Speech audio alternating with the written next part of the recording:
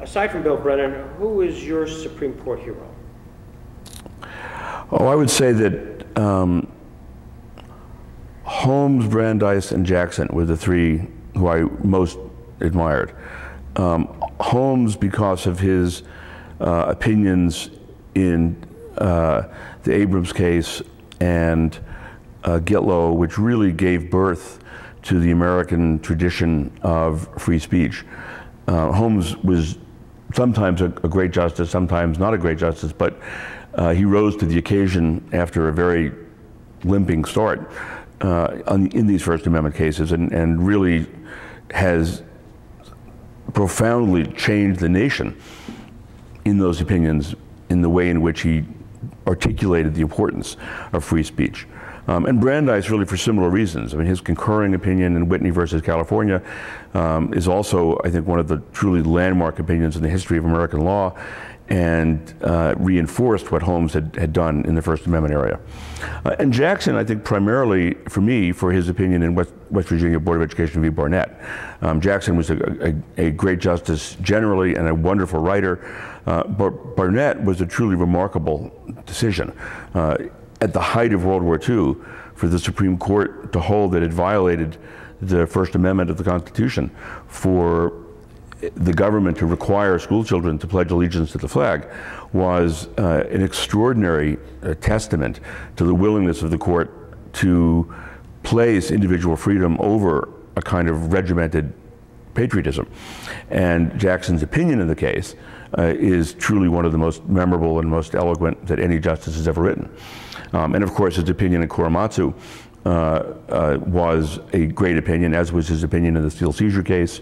And Jackson had, throughout his career, a kind of integrity and character to the process. You always had the sense with Jackson that what you were getting was a mind at work. That when you read his opinions, this was not written by a law clerk. This was written by a person who was truly engaged in the problem presented.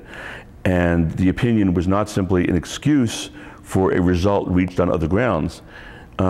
He really let you into his head. And you felt that when you read a Jackson opinion, you understood why he felt the way he did. And that's not true for very many Supreme Court opinions. The vast majority of those opinions more recently are written by law clerks, and they have a bureaucratic feel to them, and they often have nothing to do with the real reasoning of the justice. Or even when they're written by the justice, they often tend to be good briefs for their position, rather than a candid explication of what their thought process is. And in Jackson's opinions, you really feel that you are talking to somebody. And that's a great gift, both to be able to do that, but also it's a great gift for people who read it, because it gives you an insight into how somebody genuinely thinks through the problems and how they grapple with them.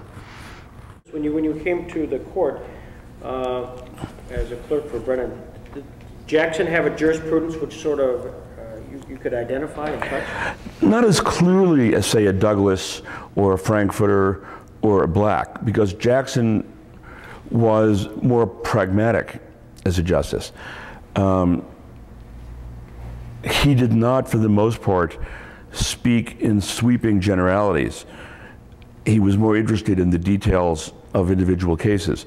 So where you could identify clear judicial philosophies to some justices, like Douglas, Black, Frankfurter, I think it was less clear with Jackson that you could pigeonhole him in that way.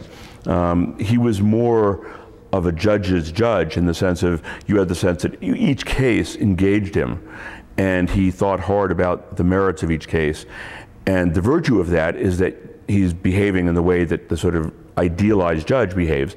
The disadvantage is you're less likely to leave a sort of simple catchphrase legacy of, the First Amendment's an absolute. Jackson didn't really have absolutes in that way.